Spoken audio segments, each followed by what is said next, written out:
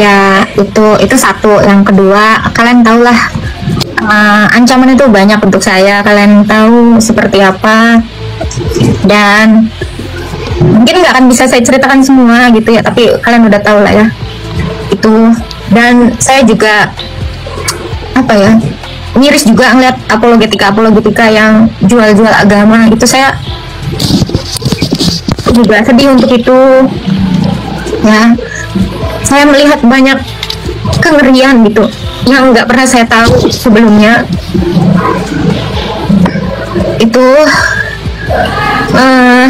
mungkin kalian tahu lah ya, ancaman itu banyak, nggak dari yang beda agama, bahkan yang dari seagama ya.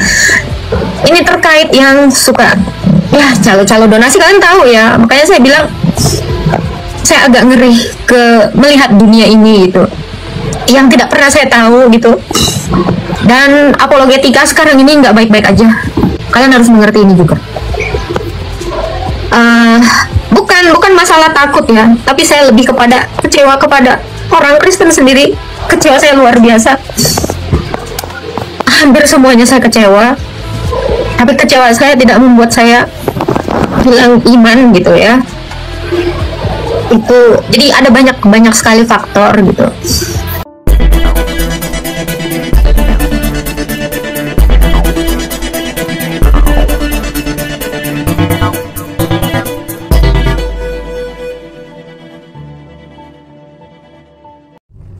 Halo saudaraku yang terkasih di dalam Tuhan, dimanapun Anda berada. Teman-teman, saya pun baru mendengar bahwa Agatha ya itu sudah pamit dari dunia perapologetan, teman-teman ya. Sebenarnya sangat disayangkan juga begitu ya. Mengapa? Karena kekristenan saat ini sangat membutuhkan yang namanya apologet. Ya, para apologet untuk membentengi iman kekristenan. Ya.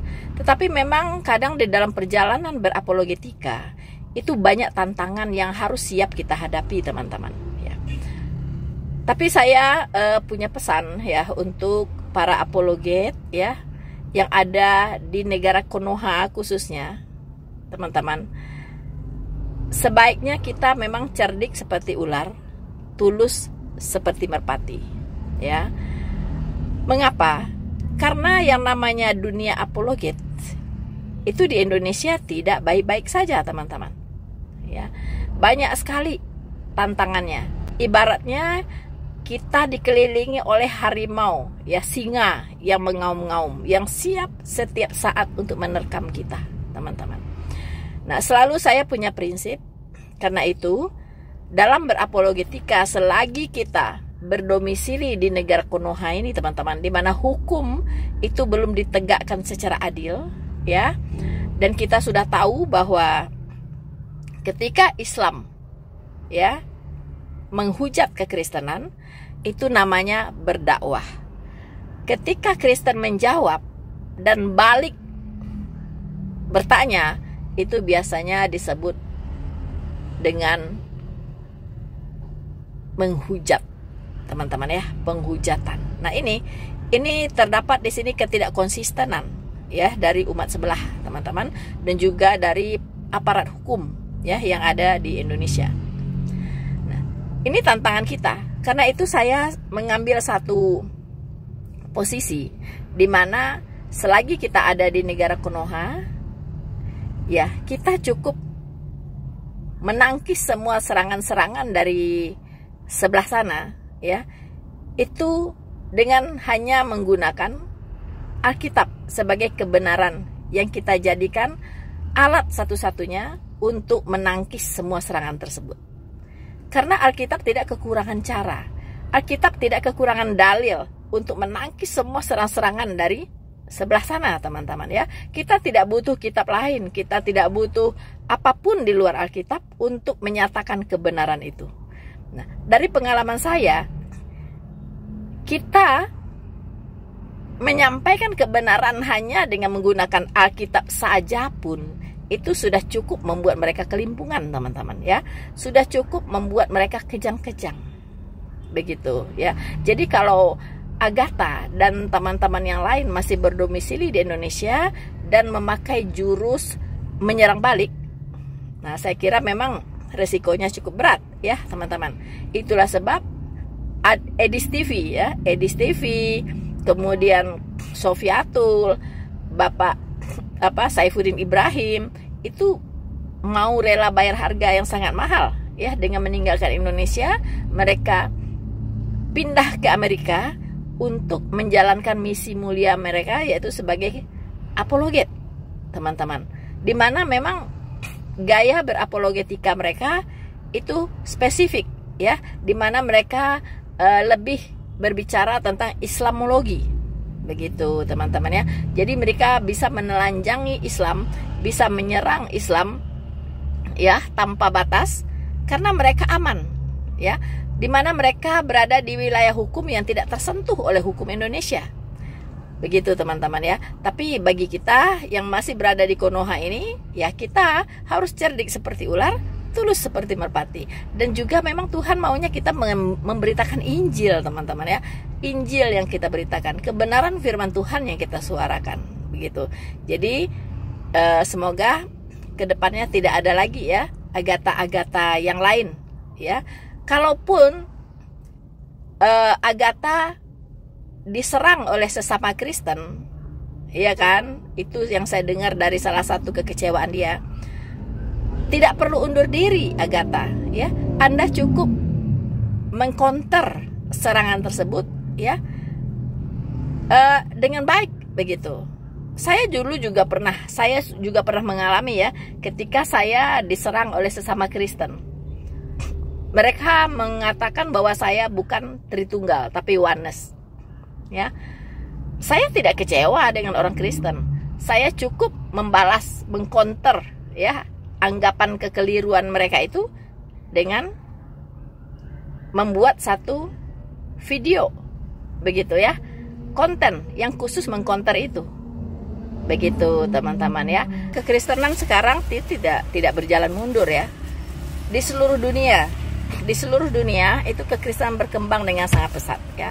Untuk itu dalam hal ini ya tentunya tidak lepas ya dari perjuangan para apologet yang luar biasa ya, melalui sosial media dalam memberitakan Injil dan menyatakan kebenaran, menyatakan apa yang salah, menyatakan apa yang benar, sehingga orang yang tadinya seperti kodok di dalam tempurung tiba-tiba pikirannya menjadi terbuka.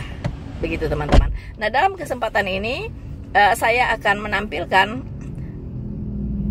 beberapa negara ya di dunia ini yang sedang mengalami pertumbuhan ya dalam kekristenan yang sangat pesat ya, sangat pesat teman-teman ya. Jadi kita sebagai apologet juga sangat senang ya, sangat bergembira untuk mengetahui hal ini. Walaupun ada di antara para apologet yang harus bayar harga yang sangat mahal untuk menyampaikan kebenaran, tapi percayalah bahwa Tuhan itu tidak tidur ya. Tuhan tahu siapa yang harus dia selamatkan. Untuk itu teman-teman jangan beranjak ya dari posisi Anda. Selamat menyaksikan.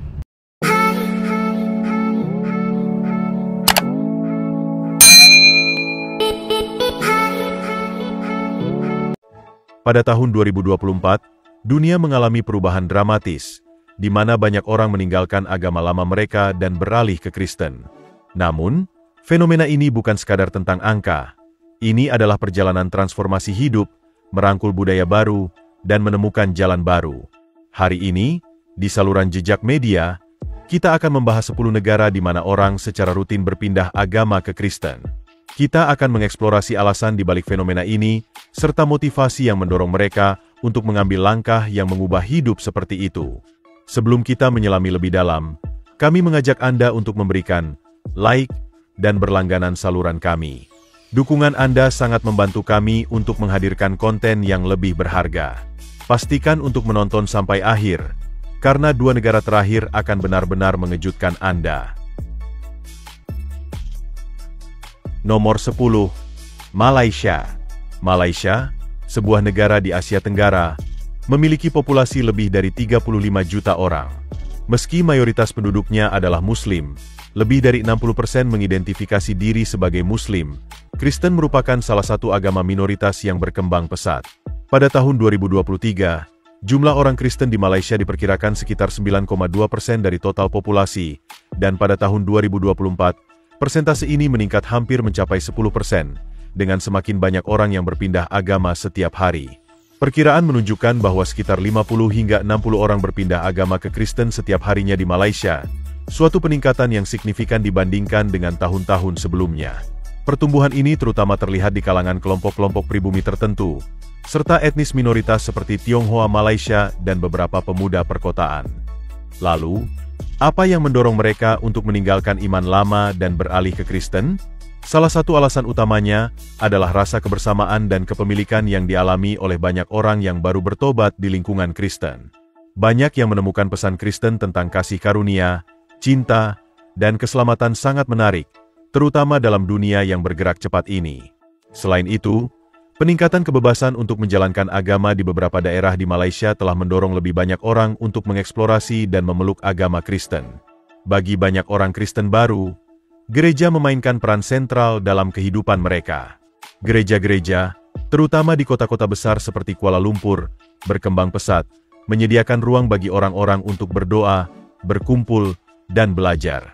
Meskipun Muslim masih mendominasi lanskap keagamaan Malaysia, banyak gereja yang tersedia bagi orang Kristen untuk beribadah dan terlibat dalam berbagai acara komunitas. Nomor 9. Aljazair. Aljazair, sebuah negara di Afrika Utara, memiliki populasi lebih dari 45 juta jiwa, dengan hampir 99% penduduknya mengidentifikasi diri sebagai Muslim. Meskipun Kristen merupakan agama minoritas, agama ini mengalami peningkatan yang signifikan.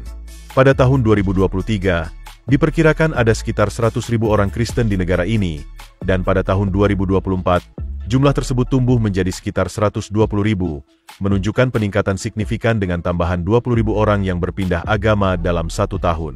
Data terbaru menunjukkan bahwa rata-rata 50 hingga 60 orang berpindah agama ke Kristen setiap harinya, terutama di wilayah Kabylie, yang merupakan rumah bagi kelompok etnis Berber. Banyak orang yang baru berpindah agama tertarik pada Kristen karena rasa pemenuhan spiritual dan komunitas yang ditawarkannya, sesuatu yang mungkin belum pernah mereka alami sebelumnya. Mengapa mereka melakukan perubahan ini? Salah satu alasan utama adalah akses ke ajaran Kristen melalui gereja-gereja bawah tanah dan sumber daya online. Daya tarik pesan harapan dan cinta dalam ajaran Kristen, bersama dengan dukungan dari gereja-gereja lokal, memotivasi banyak individu untuk meninggalkan agama tradisional mereka dan memeluk iman baru. Meskipun populasi Muslim mendominasi, ada gereja-gereja Kristen yang menyediakan ruang aman untuk berdoa dan bersekutu.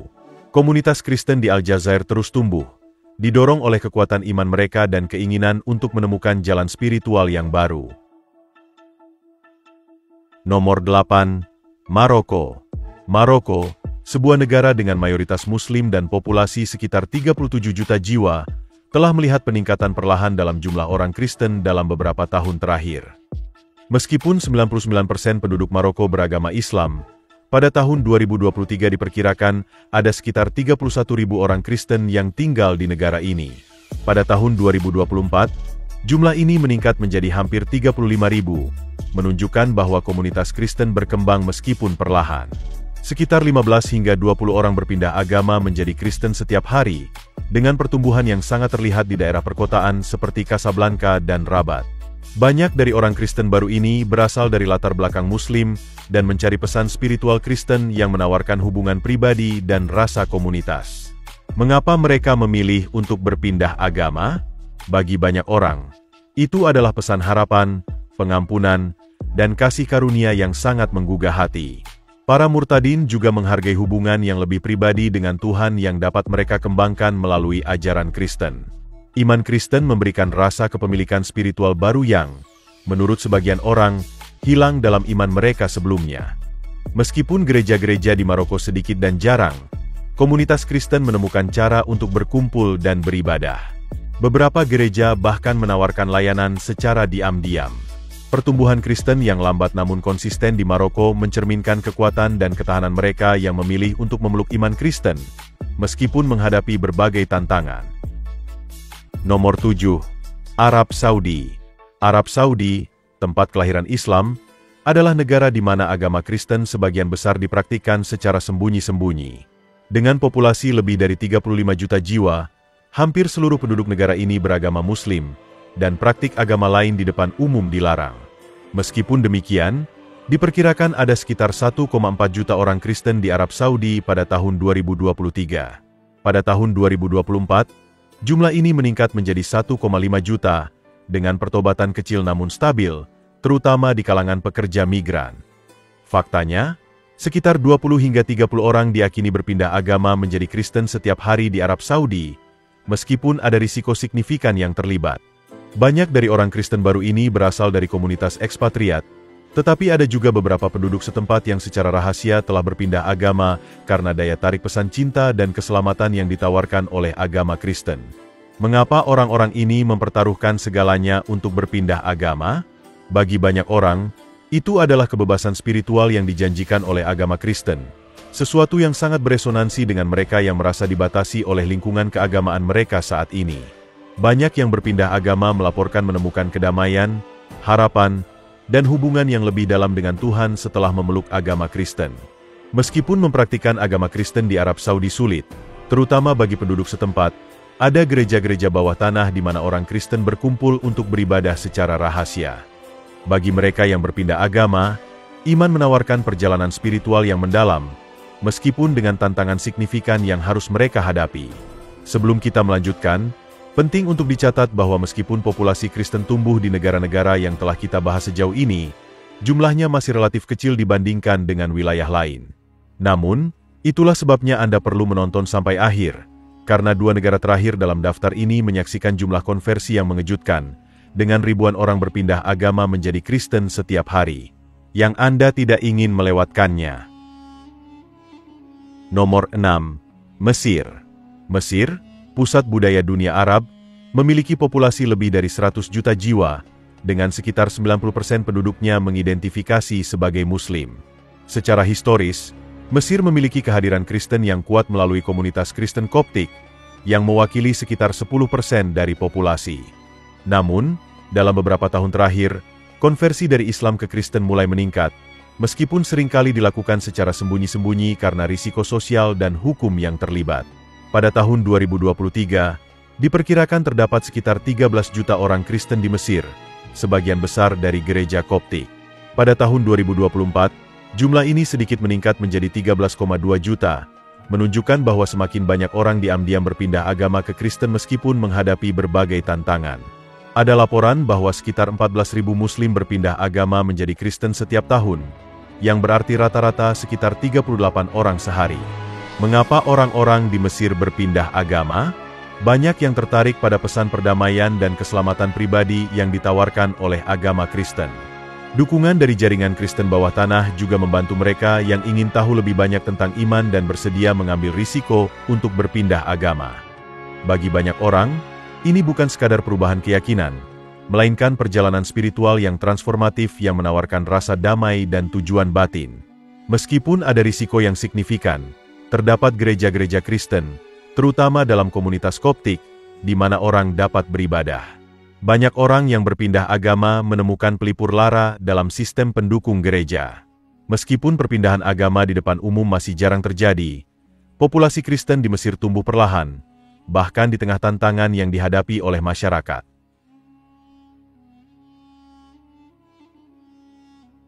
Nomor 5. Turki. Turki, yang membentang di antara Eropa dan Asia, memiliki populasi sekitar 85 juta jiwa, dengan 99% penduduknya mengidentifikasi diri sebagai Muslim. Meskipun Turki pernah menjadi rumah bagi populasi Kristen yang signifikan, jumlahnya telah berkurang selama berabad-abad. Pada tahun 2023, terdapat sekitar 200.000 orang Kristen di Turki, yang merupakan minoritas kecil di negara yang sebagian besar sekuler tetapi mayoritas Muslim. Pada tahun 2024, jumlah ini sedikit meningkat menjadi 220.000, dengan sekitar 20 hingga 30 orang berpindah agama menjadi Kristen setiap hari. Sebagian besar konversi ini terjadi di kota-kota besar seperti Istanbul dan Ankara, di mana akses ke komunitas Kristen lebih mudah dan orang-orang dapat terpapar pada beragam ide keagamaan. Mengapa fenomena ini terjadi?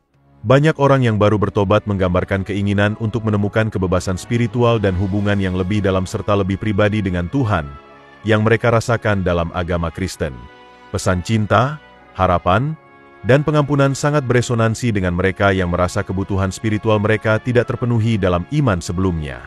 Di Turki, terdapat gereja-gereja yang khusus melayani ekspatriat dan orang Kristen lokal, meskipun jumlahnya sedikit dan jarang. Bagi mereka yang berpindah agama ke Kristen, rasa komunitas dan kesempatan untuk secara terbuka mempraktikkan iman baru mereka, meskipun masih dalam lingkup pribadi, menawarkan jalan spiritual yang baru dan bermakna. Nomor 4. Pakistan. Pakistan, negara di Asia Selatan dengan lebih dari 240 juta penduduk, adalah negara yang mayoritas Muslim, dengan sekitar 96% dari penduduknya mengidentifikasi diri sebagai Muslim. Meskipun Kristen merupakan minoritas kecil, jumlahnya terus berkembang. Pada tahun 2023, populasi Kristen di Pakistan diperkirakan sekitar 4 juta, dan pada tahun 2024, jumlah ini meningkat menjadi 4,2 juta, mencerminkan penambahan 200.000 orang yang baru bertobat dalam setahun. Rata-rata, sekitar 50 hingga 60 orang berpindah agama menjadi Kristen setiap hari, meskipun ada risiko signifikan yang terlibat. Sebagian besar konversi ini terjadi secara rahasia, terutama di Provinsi Punjab dan Sindh, di mana komunitas Kristen lebih mapan. Mengapa orang-orang memilih untuk berpindah agama dalam keadaan yang menantang seperti ini? Bagi banyak orang, pesan Kristen tentang harapan dan keselamatan pribadi menawarkan pelarian dari kesulitan yang mereka hadapi dalam kehidupan sehari-hari. Beberapa orang yang berpindah agama juga berbicara tentang dukungan penuh kasih yang mereka terima dari komunitas Kristen, yang membantu mereka membuat keputusan yang mengubah hidup ini. Meskipun risikonya tinggi, dengan konsekuensi sosial dan terkadang hukum yang berat, iman Kristen terus tumbuh di Pakistan.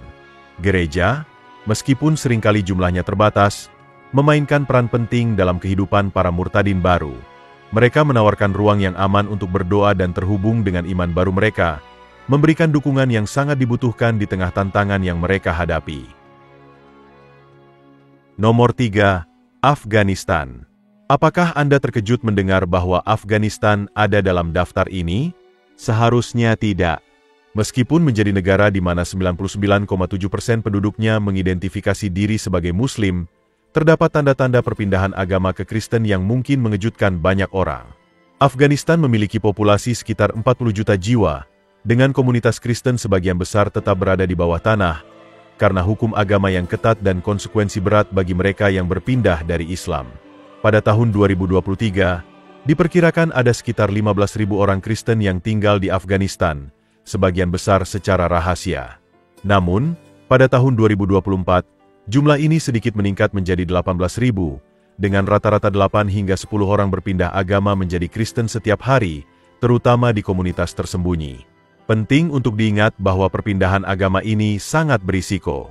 Meskipun di bawah pemerintahan Taliban yang ketat, ada individu dan kelompok kecil yang tertarik pada pesan Kristen tentang cinta dan pengampunan. Mengapa mereka memilih untuk berpindah agama? Banyak yang merasa kecewa dengan ketidakstabilan politik dan interpretasi Islam yang keras, dan mereka mencari agama baru yang menawarkan kedamaian dan keselamatan pribadi. Organisasi Kristen, yang sering beroperasi secara sembunyi-sembunyi, juga telah memberikan bantuan kemanusiaan yang memperkenalkan beberapa orang pada iman Kristen. Walaupun ibadah umum tetap tidak mungkin dilakukan, gereja bawah tanah dan pertemuan doa rahasia telah menjadi sumber harapan bagi komunitas Kristen Afghanistan yang kecil namun berkembang. Fakta bahwa perpindahan agama ini terjadi meskipun risiko politik dan sosial yang tinggi menjadikan Afghanistan tambahan yang unik dan mengejutkan dalam daftar ini. Nomor 2. Indonesia. Indonesia adalah negara dengan populasi Muslim terbesar di dunia, dengan lebih dari 277 juta penduduk, di mana 87,2% mengidentifikasi diri sebagai Muslim. Namun, laporan menunjukkan bahwa sekitar 2 juta Muslim Indonesia berpindah agama ke Kristen setiap tahun, yang berarti rata-rata sekitar 5.480 konversi per hari.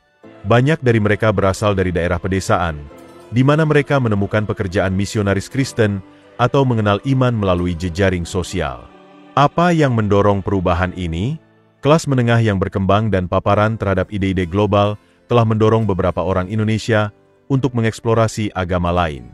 Reformasi politik selama dekade terakhir juga telah memberikan rasa kebebasan beragama yang lebih besar, terutama di daerah perkotaan seperti Jakarta, di mana praktik agama Kristen dapat dilakukan secara lebih terbuka.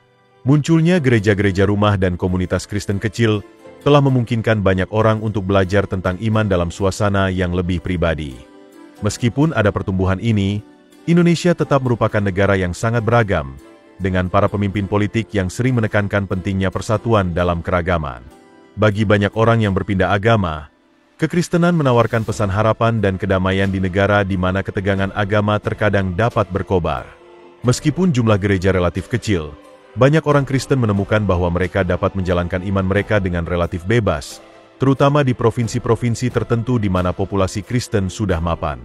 Bahkan ada yang berpendapat bahwa Indonesia akan berhenti menjadi negara mayoritas Muslim pada tahun 2035. Nomor 1, Iran. Akhirnya, kita sampai di puncak daftar, Iran. Ini mungkin negara yang paling mengejutkan dari semuanya. Meskipun merupakan negara dengan populasi 87 juta jiwa, di mana 99,4% penduduknya mengidentifikasi diri sebagai Muslim, Iran mengalami kebangkitan Kristen yang tenang namun signifikan. Pada tahun 2023, jumlah orang Kristen di Iran diperkirakan sekitar 1,2 juta, yang berarti sekitar 3.300 orang berpindah agama setiap hari. Dalam beberapa dekade terakhir, Iran telah menjadi salah satu negara dengan populasi Kristen yang tumbuh paling cepat di dunia. Bagaimana ini bisa terjadi?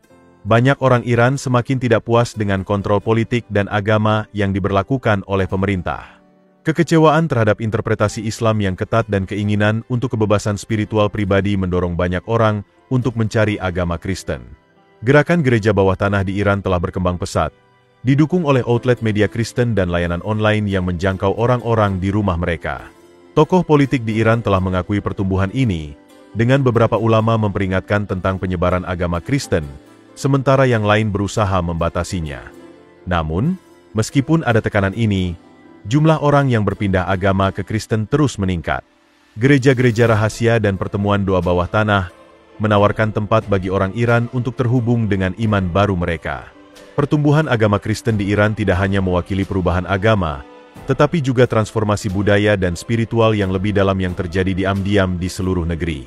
Sebelum Anda pergi, saya memiliki sesuatu yang lebih mengejutkan menunggu Anda.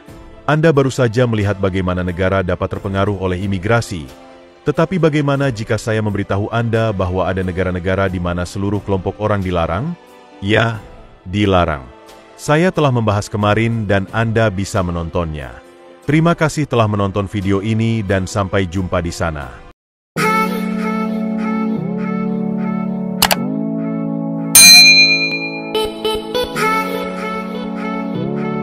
Demikianlah teman-teman, ya, 10 besar negara di dunia yang sedang mengalami pertumbuhan kekristenan yang sangat-sangat pesat.